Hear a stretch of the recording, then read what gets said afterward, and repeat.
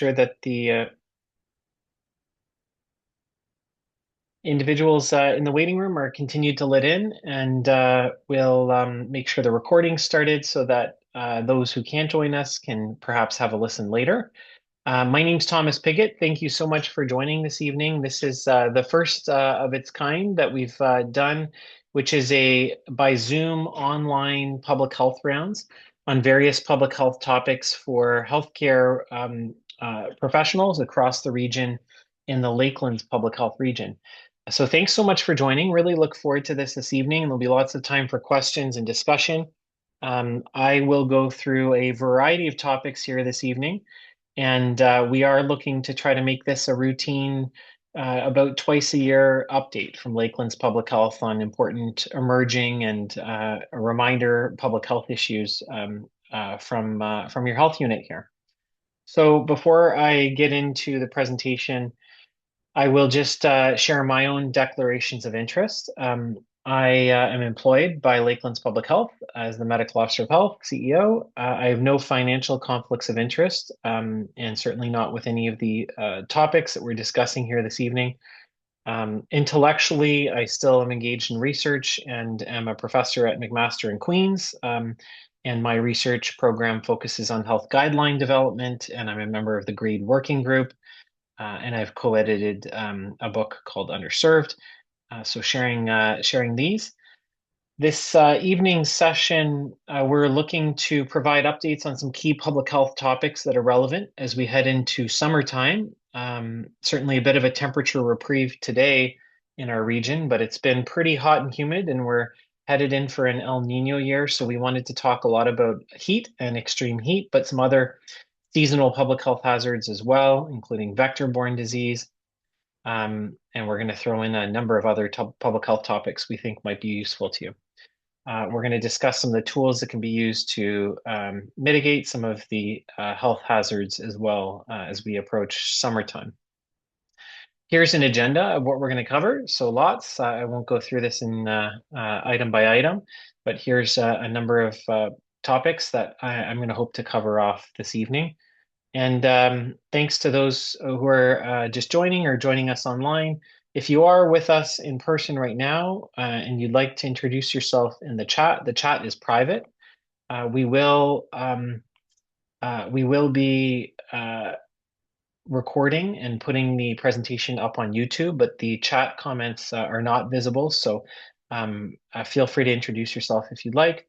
And also feel free to use the chat to ask any questions as we go along. Before we get into the presentation, I want to acknowledge the land that I'm calling in from and that we're on here in the Lakelands Public Health Region. So Peterborough is where my home is, also known as Nogajiwanong, the place at the foot of the rapids. And this is the Mississauga territory, the territory of the Anishinaabe Mississauga. And the land here is covered by the Williams Treaty and here Treaty 20 as well.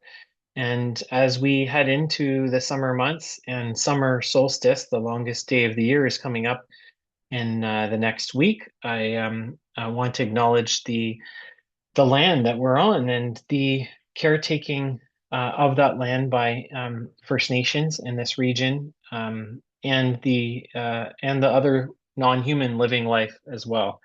I was out for a walk just before we began and heard lots of birds starting to sing as the sun gets lower in the sky. But these are very long days, so hopefully wherever you are, you can enjoy some time outside and the nature and the land that we're on. So just a reminder of Lakelands Public Health. In case you missed it, the health unit has merged in January of 2025. The Peterborough Public Health and Haliburton Kawartha Pine Ridge District Health units merged together to form Lakelands Public Health. Lakelands Public Health now serves just under 340,000 people across the counties of Haliburton, Peterborough, and Northumberland, the cities of Kawartha Lakes and Peterborough. We also serve Alderville First Nation, Curve Lake First Nation, and Hiawatha First Nation. The work that we do in public health is pretty broad. You probably, if you're a healthcare professional, have some interactions with us, whether that's through our vaccine program or in the event of health emergencies. You may know and remember us for our work in the COVID-19 pandemic, but we do a lot more than just that. In public health, we are involved in a whole range of issues from protecting health to promoting health, health policy related issues, disease surveillance, and it's covered in Ontario under what's called the Ontario Public Health Standards, the breadth of the work that we do in public health. And part of the reason I'm sharing this is we are currently doing our strategic planning for a new health unit. And some of that involves trying to prioritize issues in the community. And we have a survey that I'll share here shortly that would be great if you have the chance to complete it. It's really meant for all of the public, but healthcare professionals are really key part of the group. Part of what we're trying to accomplish in our strategic planning is have a conversation about health in this region for years or even generations to come. We know from the Mississauga, Anishinaabe, and other First Nations across Turtle Island, generational thinking, long-term thinking is really important to communities and to improving health. And of course, public health work, whether it's work against tobacco cessation or seatbelts or vaccine implementations, often take many years to decades to have impact. And we know that it's important to have a very long view when we're thinking about health. And when we take that long view in the Lakelands region, it's really important to acknowledge that we have the oldest population in the province, the highest proportion of seniors. And we are also anticipating that that proportion of seniors is going to double in the next generation. Um, and with that, aging can be in good health, but isn't always. And the current projections from this work, which is in collaboration with the Ontario Hospital Association and the Dalai Lama School of Public Health in Toronto. This is data to our region looking at the proportion of people that have no illness, some illness, and major illness now and in 15 years. And out to 15 years from now, we're anticipating a doubling of the proportion of people that have some or major illness. And that's significant, certainly from a public health standpoint, because I think there's a lot more that we can do to try to prevent that burden. And if not, that burden falls on our healthcare professionals in this region, primary care, acute care colleagues. So if you have a few moments, we have a survey. If you just go to lakelandsph.ca, it's on the homepage, or you can go dash let's talk. And it just takes a few minutes to complete, and maybe you could open it in your phone or something while we're going through, and would love your input into the future of Lakeland's public health. All right, into the substance of our presentation.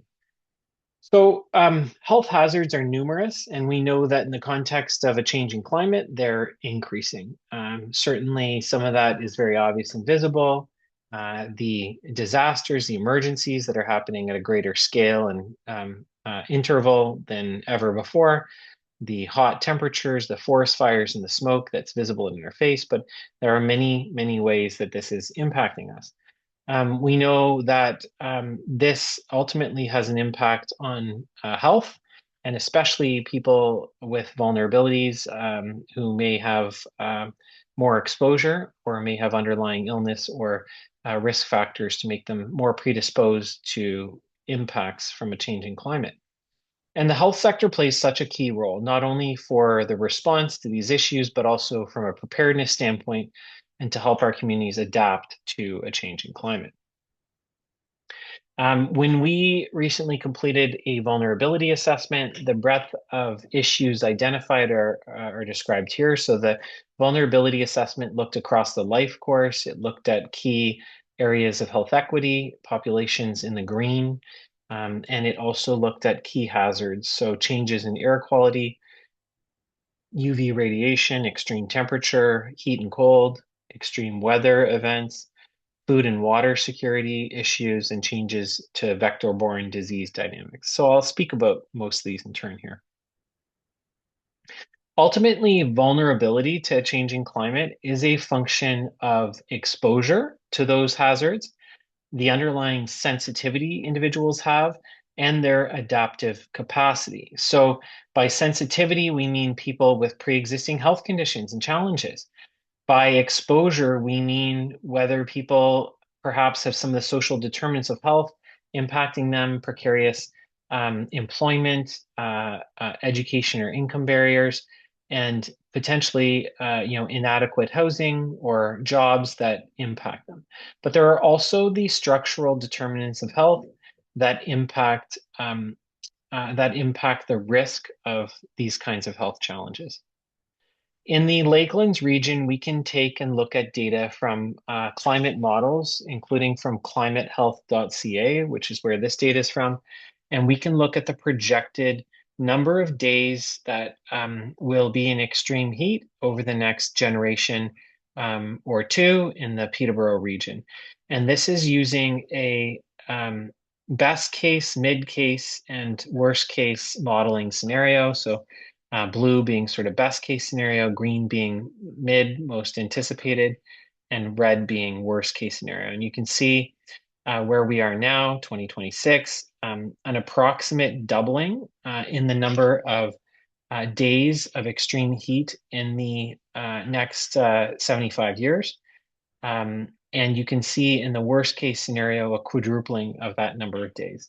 We certainly anticipate significant impacts this year being an El Nino year, where we will probably see a hotter climate than the last couple of years. Extreme heat doesn't dissipate in a region evenly. We know that there are protective factors such as natural vegetation and trees, but also risk factors such as areas of high concrete and dense urban design where there is an absorption of heat. You can have microclimates that are potentially 20 degrees different. You can see in this picture of the downtown Peterborough area as one example. We have some other regions in our area demonstrated where there's sometimes a gradient of more than 20 degrees Celsius between forested areas and areas with high urban density and concrete and a lack of forest canopy. So there's a significant impact that the built environment has on extreme heat. Ultimately, extreme heat has a variety of health impacts. We most commonly think of heat exhaustion, heat stroke, but it also can worsen other chronic diseases and put you at risk of acute events, exacerbations of cardiorespiratory disease, diabetes, renal disease, dysfunction. It can have impacts on pregnancy, as well as other disease impacts. We know that certain medications, including anticholinergics, have significant vulnerability to temperature and can be a risk for individuals on those medications as well. And mental health impacts obviously can be impacted as well. If you've ever been in an extremely hot climate for a long period of time, it can be quite tiring, challenging from a mental health standpoint. This is not a future issue as much as we showed the modeling out to 2100. The impacts of emergency department visits from heat are already being witnessed in our region. And so here's data demonstrating the number of emergency department visits and showing a significant increase in the last decade.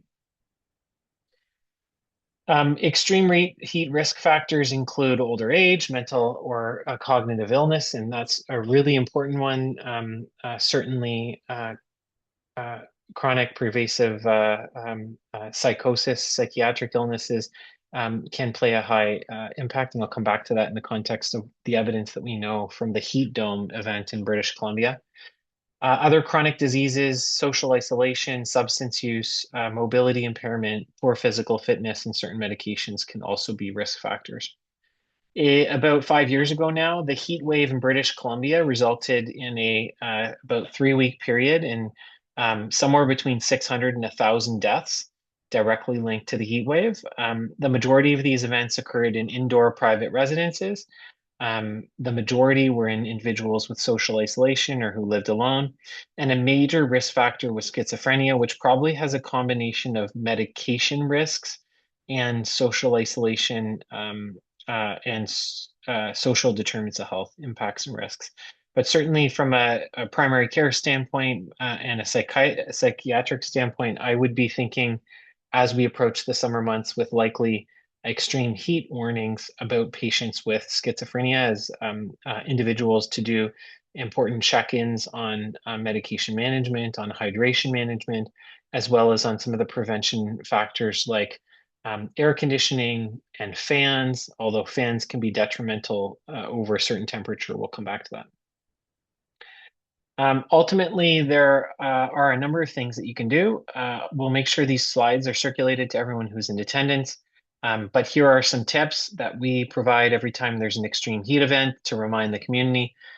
You can stay out of the heat, shade, staying inside, going to cooling centers. Much of our region, municipalities and First Nations have plans around access to air conditioning on these extreme heat days. An extreme heat alert from public health triggers their opening and extended hours. You can keep your home cool because of a humidity wicking effect. Fans are helpful when it's below 40 degrees Celsius, but can just circulate and increase temperature above 40 Celsius. So they can have a deleterious effect. Certainly, air conditioning is important, but not everyone has access to it. And ultimately, cooling zones in the community and shade is really important. Hydration is important, and in particular for infants and children. Obviously, we know do not leave children in a parked vehicle, but the protection against direct exposure to sun and heat is really important for younger children and infants. The body certainly has impacts from medications in the context of extreme heat. So because of dehydration and vasodilative effects of extreme heat, certain medications are at higher risk, and this is a resource on a rapid risk assessment for certain medications. There's also hyperlinked here a Canadian Family Physician article on approach to heat-related illness that I found quite helpful. So I'll make sure that you have those links. The medications really to be aware of are your anticholinergics and certain cardiovascular medications and certain nervous system and psychiatric medications. Public health, we obviously share, like I've shared about the extreme heat alerts, and we collaborate to try to create response plans in all our communities. That includes access to cooling centers. We do education for the public, resources, monitor the data and health impacts, as we showed some of the impacts from, for example, emergency department visits, and start advocating for policies that respond to this. And there are some real policy opportunities. And if you're engaged or have an opportunity to talk with your municipal politicians, this is an election year in October. There's going to be a municipal election in Ontario. There's an opportunity to talk about the impacts of climate from a health perspective, as well as advocate for adaptation responses. And one of those that I think is really important is something that a number of municipalities across the country, including, for example, Vancouver, have done, where they have mandated a right to cool in their legislation for rental units, which I think is something worth thinking about in our jurisdiction as well, so that people not only have a right to a sufficiently heated rental in the wintertime, but a temperature controlled environment in the summertime is really important, especially for renters that may be more vulnerable, lower income, may not have the ability to access air conditioning. And obviously, from an equity standpoint, supporting families and individuals who are of more high risk is really important. We know that air quality is also important, and we've seen this in the last number of years. This is showing the data from the 2023 extreme forest fire impacts on air quality. And we did some modeling work and definitely saw a spike in the number of individuals who died from exacerbation of COPD or cardiovascular disease during this extreme a poor air quality event secondary to wildfire smoke. So the Air Quality and Health Index is available on weather apps and on the Government of Canada's website. There's also a Government of Ontario AQHI website, so you can see for your local weather station area the local air quality health index, and above 6 is high or very high risk. So what the recommendation is when there is a high risk is for individuals who have underlying risk factors to either wear a mask or limit exposure outside. Masks are helpful for particulate matter, but not for gases, not noxious gases like nitrous oxide and others. Your N95 mask will not protect against that. So certainly having some counseling with patients about awareness of this is really important for patients with chronic cardiorespiratory diseases. Um, Short-term symptoms of exposure to smoke include irritation, cough, shortness of breath, but over the longer term, there can be a risk of a number of lung and cardiovascular diseases, malignancy, impacts on mental health, and impacts on other premature death and disease as well. So air quality, super important, and the impact of wildfire smoke is quite concerning, especially since the areas that are prone to wildfire are ever increasing. We saw in the city of Kawartha Lakes just last summer active wildfires, so it's not just an issue for the west of Canada or northern Ontario. And this is, I just mentioned some of the individuals at higher risk already. So public health's role here, monitor and share air quality alerts when there is significant impacts, educate the public, monitor local health impacts, and you can see here the actual AQHI scale. We're going to go on to extreme weather events. So now storms. Storms can cause significant health impacts through direct injury or a number of indirect impacts. We know that with the changing climate, we're also seeing an increased frequency, duration, and severity of extreme weather events. Just in the last 5 years, we've seen severe windstorms, including a derecho storm in this region. We've seen tornadoes. We've seen severe flooding in parts of the region, including this spring in Haliburton County. And we've seen significant winter storms, including ice storms and blizzards that result in prolonged power outages. Um, the derecho storm in May 2022 saw 2 deaths in the region from direct tree fall and injury, and a prolonged power outage of over a week. The ice storm in March 2025 also saw extensive power outages for over a week.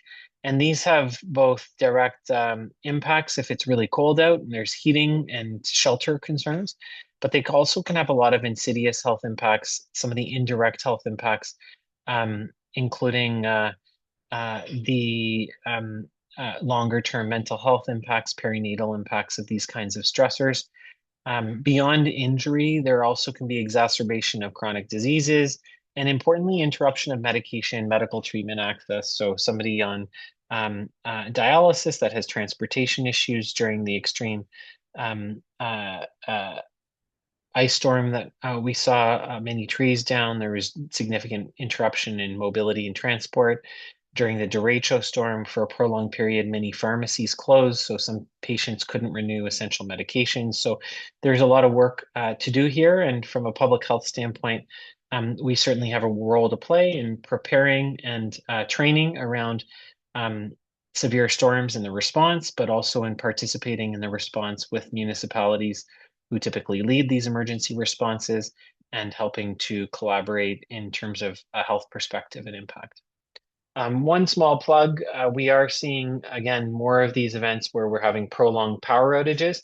If you are a family doctor, or if you have vaccines in your healthcare practice, be aware that the interruption of the cold chain can have a bad impact on vaccines. And so if you don't have a generator backup at your office, you can always, if there's a storm anticipated, drop the vaccines back to prevent wastage and loss of really important, valuable vaccines. From a vector-borne disease standpoint, a warming climate's expected to have impact on a number of vectors. The seasonal temperatures with higher humidity make ideal conditions, but there's also shorter and more mild winters that allow the northward expansion and emergence of new vectors of disease. Could be new mosquitoes, but also, for example, ticks. talking about mosquito-borne disease, one of the most common ones is, for awareness, is West Nile virus, which has been around for a couple of decades now. Increased risk in individuals with older age and underlying chronic conditions. There is no preventative vaccine or significant treatment. It's supportive care, and this is a disease that we've seen emerge in the context of a changing climate. The vector is the Culex mosquito, and it can result in either a neurological or non-neurological presentation that can include sort of meningismus, encephalitis, acute flaccid paralysis-like symptoms, among other presentations. There is obviously serology for West Nile virus, and when somebody is suspected, you can submit serology. Um, the definitive testing is also a CSF sample, and information on West Nile virus testing is available on the Public Health Ontario website. Showing this is just based on the last 2025, last year's data. We had no cases in the HNP, which is the Lakelands, Haliburton, Northumberland, Peterborough, the Lakelands region here last year, but you can see cases adjacent to us, and certainly we've seen cases in previous years. Let's talk about ticks. Lots of attention and interest in ticks this year. One of my daughters has had 2 ticks in the last 9 months, one last summer, late last summer, and one already this year. Lots of increase in the tick vectors. Risk factors are just being outside, which is a good thing. Don't want to discourage that. But individuals with immunocompromise and older adults can be at more risk of severe disease from tick-borne infections, as can people who are pregnant and or breastfeeding. Lyme is one of the big ones, not the only one though, not the only tick-borne disease that we care about. And Lyme is carried by the black-legged tick, okay, or deer tick. The black-legged tick has recently expanded and is pretty well ubiquitous in most of our region now. Certainly, you can see that people on the left here have reported all over the region. This is using data from citizen science, self-reporting through the etick.ca app, and I think I have some information here. The etick website. I'll come back to that. The etick.ca website is online. There's also a great app on your phone, and you can take a picture and have a speciation of what kind of tick it is, with recommendations come back to you really quickly within within less than a couple of business days. So the black-legged tick is well established in the Lakelands region. When we look at the burden of Lyme disease, we had just under 200 cases last year in Lakelands, and we had one of the higher incidents in the province. When you look at the east, southeast, and southwest of Ontario, there's 2 areas with the highest burden of Lyme. We're in that zone. Testing is not always indicated and shouldn't be a delay to treatment. The main test that Public Health Ontario uses is a two-step, two-step ELISA test, serology test. It can be lower sensitivity early in Lyme, and so it's important to not rule out on the basis of negative serology. It also is not helpful for differentiation of past infection and new infection because antibodies are persistent. It takes about a week from receipt to resulting the serology test, and more information is available for serology on the Public Health Ontario website. So health presentations of Lyme. Early localized Lyme can include myalgias, fevers, headache, stiff neck, swollen lymph nodes, and classically an erythema migrans rash. You can see a very classic target bullseye rash on the top right image. Important to remember, if you don't, the erythema migrans rash is not at the location of bite necessarily. It may be, but it may be presenting somewhere else in the body. The early disseminated picture involves the start of more neurological manifestations, potentially conjunctivitis, cranial nerve palsies, potentially symptoms like headache, myalgia, and fatigue, often worsening, as well as you can have a presentation with a carditis, very diverse presentations of Lyme.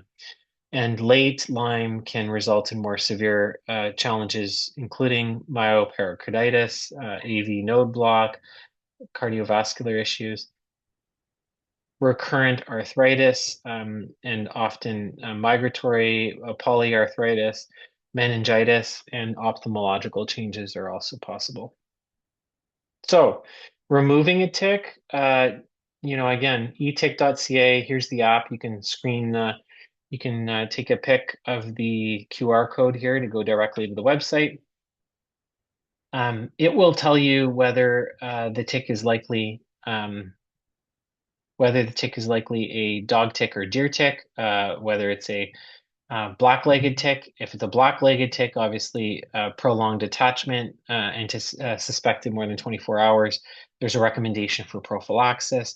But regardless of the type of tick, let's get that tick out. How to do that properly? We don't want to squeeze in the body and inject, potential body matter, including the Lyme bacteria into the body. So we're going to grasp at the base of the body around the neck, and we're going to slowly pull and retract. Tweezers can work. A tick tool is very helpful. So if you don't have one, they can be picked up at a lot of outdoor stores and or bought online. But a tick tool can be really helpful, especially in clinical settings and or if you spend a lot of time outdoors, which I hope you do. Let's talk about prophylaxis. So PEP on the right here, if we know that the tick was attached greater than 24 hours, we should be pepping individuals. We have a prevalence of ticks infected with Borrelia burgdorferi or Lyme bacteria. We have a Lyme disease causing bacteria. We have a high proportion. So in the Lakelands region, if it's here, if there's a deer tick, we assume that it's infected, able to infect with Lyme. Doxycycline is not contraindicated in children, this should say. There was concern about dental staining, and a study conducted here, Todd et al. In 2015, that found no tooth staining or decay in under 9-year-olds. So you should be using a single dose of doxy for prophylaxis. It's really the best option. One dose, 200 milligrams, and for children, there's a weight-based dosing. For treatment of early Lyme, the treatment course goes from single dose prophylaxis, which I should say is about 85 or 90% effective. A family doctor in our region asked me that recently, and there is a systematic review that looked at the effectiveness of PEP. So it's about 85, 90% effective, that single dose. If they've had the tick greater than 72 hours and or are presenting now with symptoms of early Lyme, and you're going to now treat instead of prophylax, you're going to treat for 10 to 21 days and potentially starting to get input from a specialist if they're having some of the more severe manifestations like carditis, et cetera, for duration of treatment can be helpful. So Lyme is not the only infection to be aware of. Other tick-borne diseases include anaplasmosis, babesiosis, and Powassan virus. Serology for these diseases can also be ordered. They are quite rare. We've seen some cases in Ontario, but it's only really a handful. They have increased in the last couple of years, though, certainly with our increase in the tick vectors that are carrying them. Testing is available. Here's the testing guidance. So anaplasmosis is within about 2 weeks of symptom onset. Babesiosis slightly different with a thick and a thin smear. And Powassan virus testing is serology based. So these diseases can manifest in different ways, but generally come with sort of an encephalitic type picture. So yeah, that's ticks. Lots on ticks, lots of attention, lots of interest, questions, concerns on ticks this year. I'm sure you'll see lots of Lyme, and I'm sure you'll see lots of people in with ticks. Don't forget as well that pharmacies can now, with their extended scope, prescribe a single dose for prophylaxis. So that can be an access benefit for people either without primary care or if they're unable to get into primary care post-tick removal. Public health does a fair bit to survey and communicate and educate around mosquitoes and ticks. We do tick trapping, tick dragging, and mosquito trapping to look at the positive pools for West Nile and look at the proportion of ticks that are black-legged and potentially carrying Lyme. So we do this work, we communicate out on it. Um, and so that's vector-borne disease, another really important one. Rabies. So feel free as we're going to put questions in the chat, and I'll either pause as we go or come back to them at the end of the presentation. Um, we're going to keep going along now. So the next topic that I wanted to raise is rabies. So rabies risk has also been topical in the last few years, especially since really tragically we had the first human death from rabies in the last um, a couple of generations, actually, almost 50 years. And that death was in a child, really tragic incident and based on a bat exposure. So it is really important to take rabies very seriously. We know few survival cases, at different hospitals in the States with an medically induced coma, but generally, rabies, if left untreated, is fatal. Rabies exposure is highest risk from bats in Ontario. Fortunately, domesticated animals, it's essentially been eradicated through vaccination and through public baiting vaccination campaigns of wild animals, raccoon and fox. There has been an essentially an elimination of rabies in wild animals with the exception of bats, which is key. So in the map on the right here, you can see all the positive bat cases, but no other animals detected. So risk of rabies transmission from domestic dogs and cats is very low. And from a public health standpoint, our ask is that you fill out the animal bite form. Hopefully, this is integrated into your electronic medical record. And if you work at the hospitals, it's in Epic and should auto-populate with a lot of information, which should help. We ask that you fill this out because it's important for us to follow up. And in most cases, with a domestic animal bite, we're able to identify the animal and then prevent the need for giving prophylaxis because we can quarantine the animal.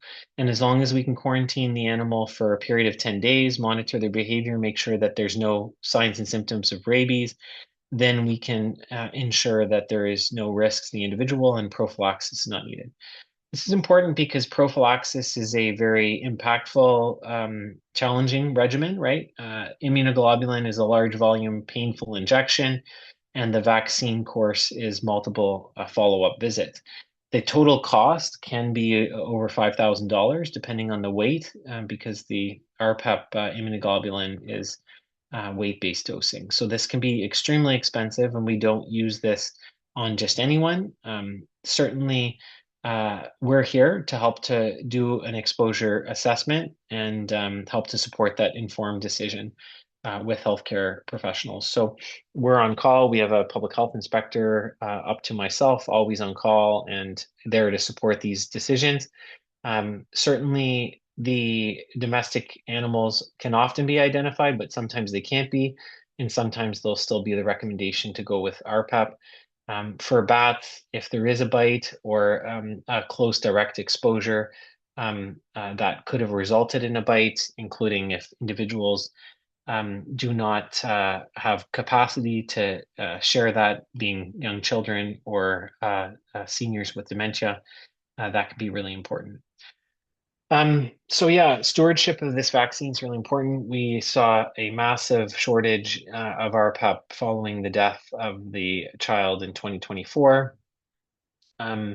And there was also globally high demand. So there are measures that we may take, including special vaccination guidance. In the context of a shortage, we're certainly doing better now. But one of the key points here is to really use evidence in assessing the risk. And that's where we come in to help to support that decision. I'm going to speak a bit about Ebola now, and then we're starting to get to the end of the presentation. We'll talk a little bit about a couple more things, but from an Ebola standpoint, I just wanted to highlight the ongoing outbreak in Central East Africa.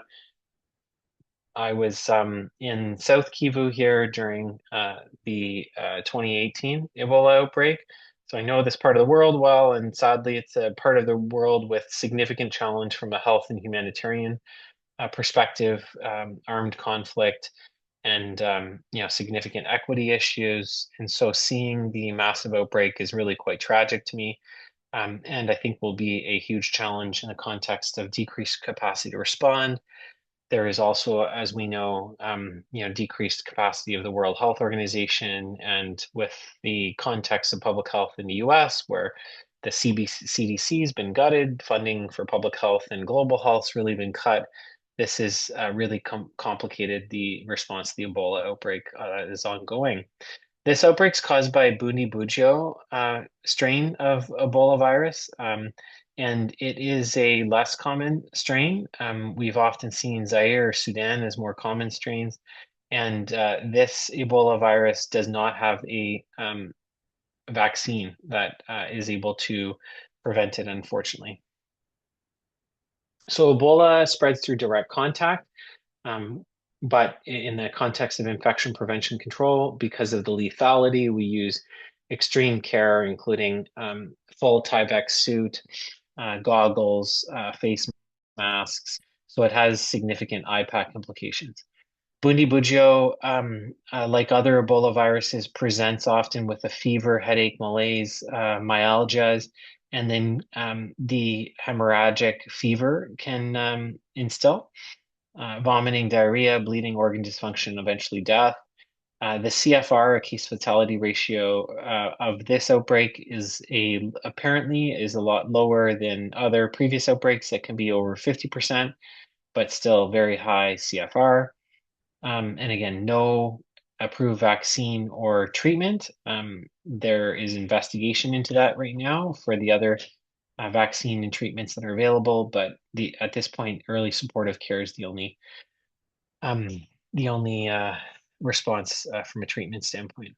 The World Health Organization declared this as a global emergency, but has indicated because of measures being taken and the travel from this area, that the risk of global spread remains low.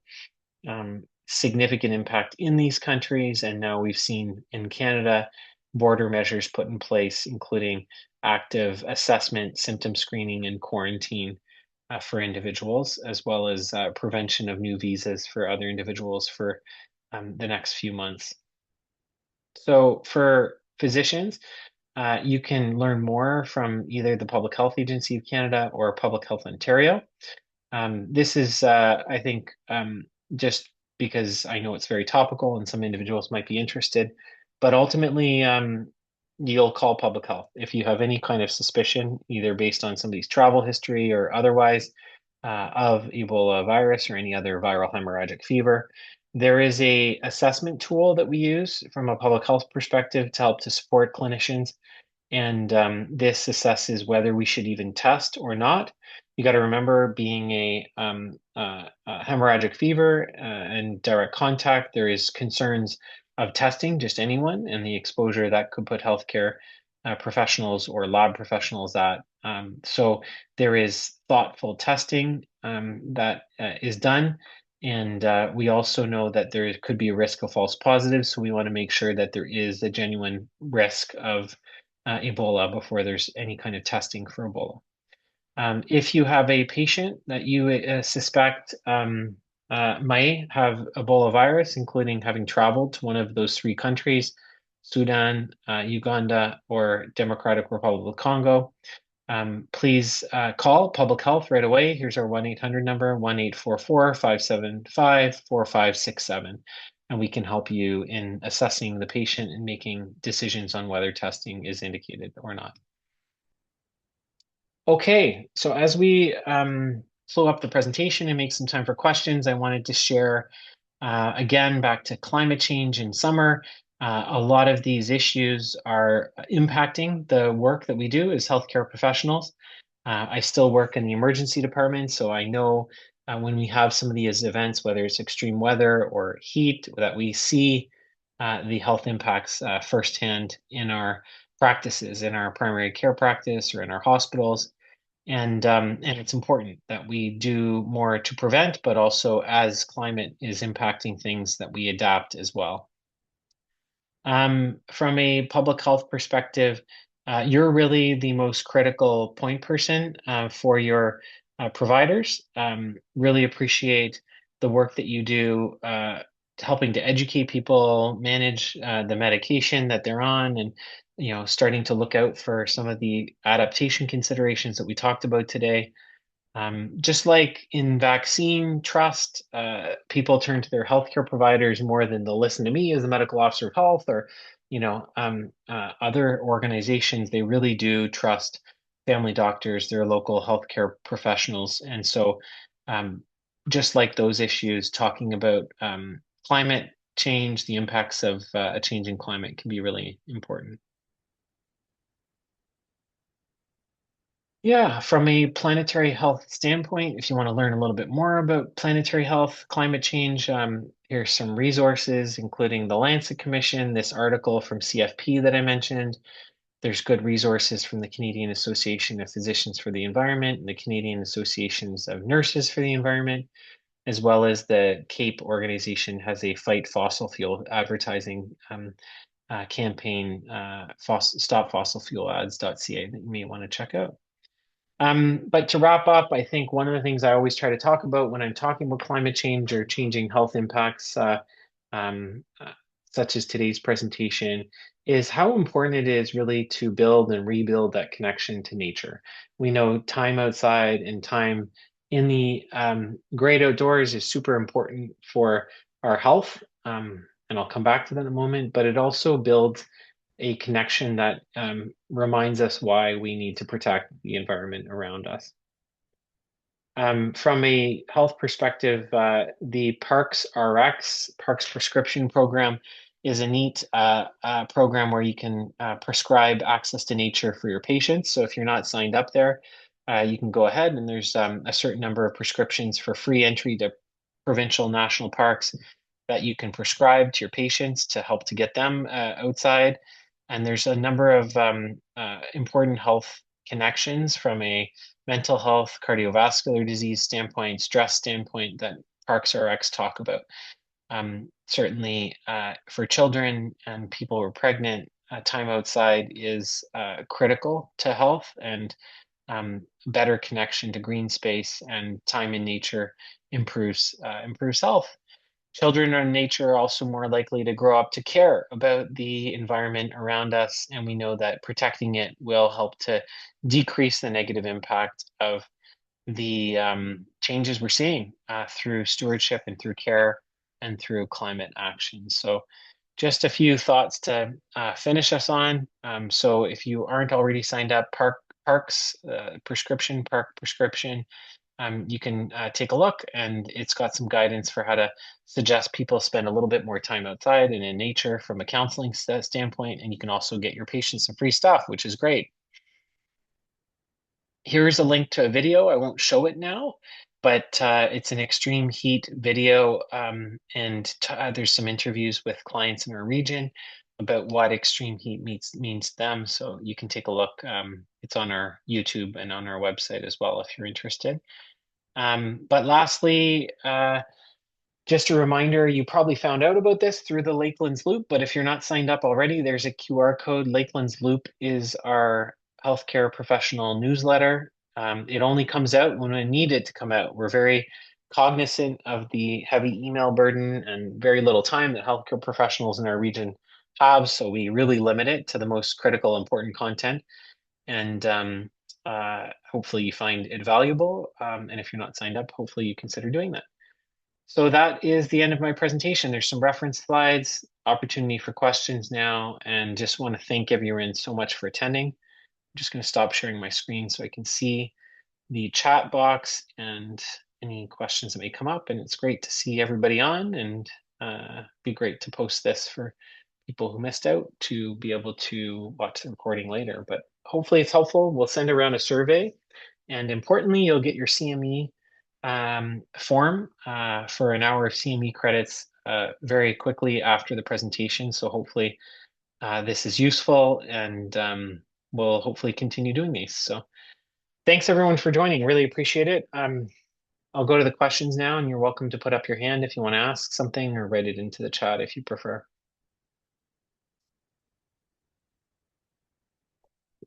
So I see one question here. Thank you for sharing those examples beyond cooling centers and public awareness initiatives.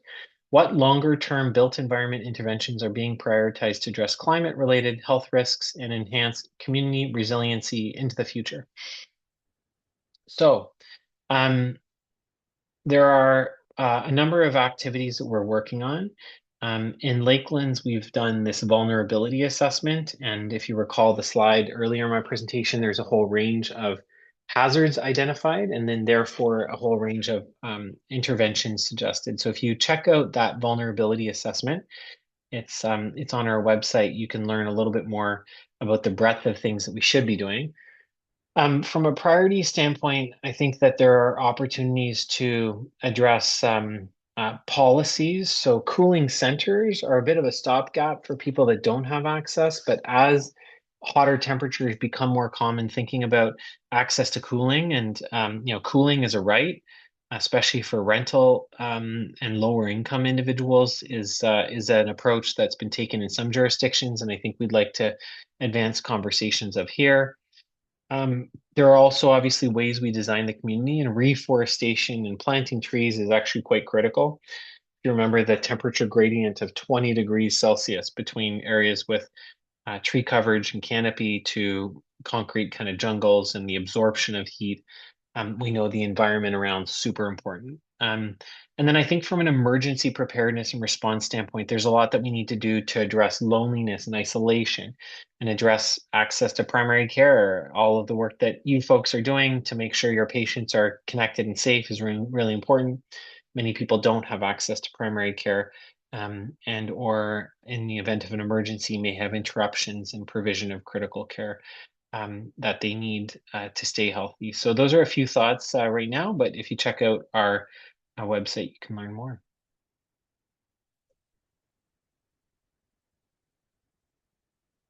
Okay, any other questions at all? And this can be a free for all, not just on the stuff I presented. If there's really any public health related questions, happy to hear them. And you're welcome to reach out in advance. We're going to do another one of these in the fall, probably late September, early October.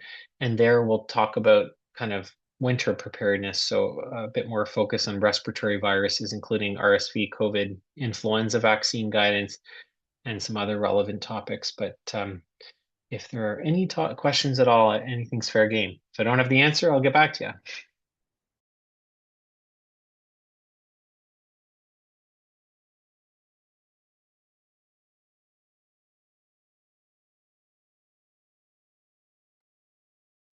And or I can leave you to the rest of your evening. That's okay too.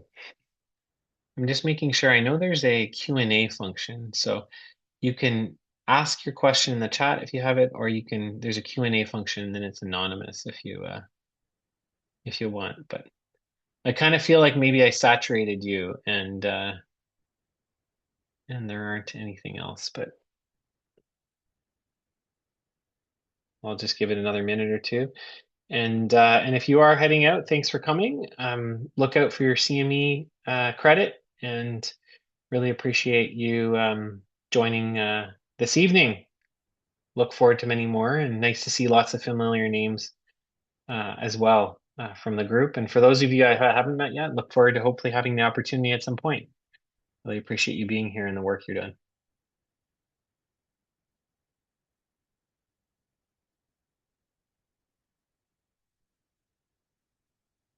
Okay. Thanks, everyone. Have a good evening.